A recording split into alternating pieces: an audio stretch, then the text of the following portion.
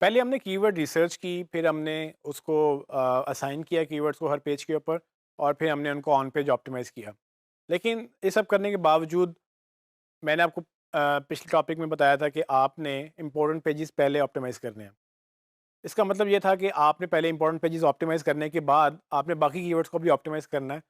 सो priority आपने set करनी है डिपेंडिंग ऑन कि आपका बजट कितना है, आपके पे रिसोर्सेज़ कितने हैं, कितने लोग काम कर रहे हैं और कितनी टाइमलाइन अवेलेबल है।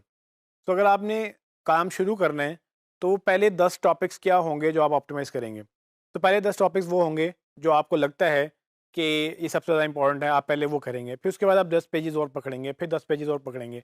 करते-करते टॉपिक वाइज़, कीवर्ड वाइज़ आप उसको एक्सपैंड करते चले जाएँगे। प्रायोरिटी की सेंस में सबसे इंपॉर्टेंट है, सबसे पहले होगा। तो आपने नेक्स्ट ये करना है कि अगर आपने कंटेंट इज़ किंग, ये आपको पता है और ये हम सबको पता है कि एसईओ टोटली रिलाय ही कंटेंट के ऊपर करती है। अगर आपका कंटेंट होगा तो आपकी एसईओ होगी, क्योंकि गूगल ने कुछ तो रैंक करना है। अगर आप सिर्फ पेज बना लेंगे, उसमें कुछ नहीं लिखेंगे, गूगल रैंक क्या करेगा? तो content is very necessary, very important. तो आपने कंटेंट क्रिएट करते चले जाना है और इंपॉर्टेंट पेजेस के बाद आपने वो जो कीवर्ड्स रह जाएँगे, जो आपको लगता है कि इंपॉर्टेंट नहीं है, लेकिन फिर भी रेलेवेंट हैं, तो आप उनको ब्लॉग्स की शक्ल में, गाइड्स की शक्ल में, किसी भी शक्ल में आप उसको एडजस्ट करने की कोशिश करते हैं, उनको पेजेस बनाने की कोशिश करते हैं, ताकि गूगल को जब वो कोई सर्च करे गूगल के ऊपर, गूगल को लगे कि इस कीवर्ड के अगेंस्ट ये उस्मान लतीफ़ की वेबसाइट या आपकी वेबसाइट पे एक जो पेज है, वो बड़ा रेलेवेंट पेज है, उसको रैंक करना शुरू करें। एक चीज़ जो लोग मिस करते हैं, वो भागते हैं टॉप के ऊपर कि भाई ठीक है, ये जो 10 कीवर्ड्स हैं, इन पे इतनी ज़्यादा ट्रैफ़िक आ रही है, तो मैं इन पे रैंक कर जाऊँगा, मुझे बाकियों की क्या ज़रूरत है। प्रॉब्लम उसमें ये होता है कि वो सब लोग ही टॉप के ऊपर भाग रहे होते हैं। जितना आप टॉप पे जाते हैं, जितने आप जेनेरिक कीवर्ड्स पे या इंपॉर्टेंट कीवर्ड्स के पीछे जाते हैं, कंपटीशन भी उतना ज़्यादा होता है। उतनी आपको इन्वेस्टमेंट करनी पड़ती है, लोगों को हायर करना पड़ता है, लिंक्स बिल्ड करने पड़ते हैं, उतनी ज़्यादा आपको वो जो कंपटीशन है, वो फेस करना पड़ता है। जो लोग मिस करते हैं, वो हैं जो आपको नीचे बॉटम पे जो लॉन्ग टेल कीवर्ड्स हैं, जिनकी सर्चेज़ बहुत ज़्यादा नहीं है, उस पे कंपटीशन भी बहुत ज़्यादा नहीं है। लोग इस बॉटम पे या इन लॉन्ग टेल कीवर्ड्स को लोग मिस करते हैं कि भई इस पे मुझे क्या फ़ायदा या इसमें मुझे इतना फ़ायदा नहीं है जितना होना चाहिए। तो ये अंडरस्टैंड कर लें कि अगर आप टॉप के ऊपर जिसकी 10,000 सर्चेज़ हैं, उस कीवर्ड के पीछे जा रहे हैं, तो आपको महीनों लग सकते हैं उसके ऊपर रैंक करने के लिए। लेकिन अगर आप ऐसे कीवर्ड्स के पीछे जा रहे हैं जो बिल्कुल ही कोई सर्च मतलब कि जिसकी सर्चेज़ कम है, मतलब 100 हैं, 100 से कम है, 10 से ज़्यादा हैं या मतलब 100-200 की रेंज में आ रही हैं, वो कीवर्ड भी अच्छे कीवर्ड्स हैं, क्योंकि ये अगर जितना लॉन्ग टेल होगा कीवर्ड, उतना ज़्यादा वो इंटेंशन क्लियर होगी। जी हाँ, अभी आपको याद आया होगा कि मैंने इंटेंशन पे कितना फ़ोकस किया था कि कीवर्ड रिसर्च टोटली इंटेंशन के ऊपर ही बेस करती है। इंटेंशन जब आपको यूज़र की समझ आ जाएगी, तब आप अच्छी कन्वर्जन कर सकेंगे।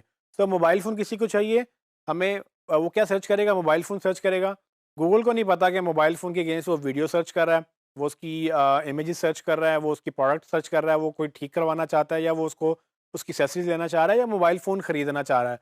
सिर्फ मोबाइल फ़ोन कीवर्ड के ऊपर ये सारे फैसले नहीं हो सकते।